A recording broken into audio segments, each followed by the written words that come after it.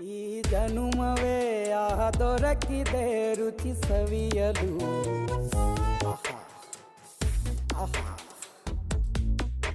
ಈ ಜಗವಿದೆ ನವರಸಗಳ ಉಣಬಡಿಸಲು.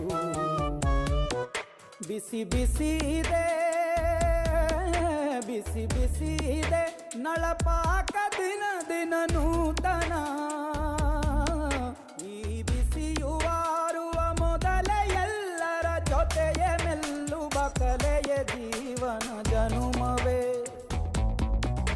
ಈ ಜನುಮವೇ ಆಹ ದೊರಕಿದೆ ರುಚಿ ಸವಿಯಲು. ಈ ಜನುಮವೇ ಆಹ ದೊರಕಿದೆ ರುಚಿ ಸವಿಯಲು. ಈ ಜಗವಿದೆ ನವರಸಗಳ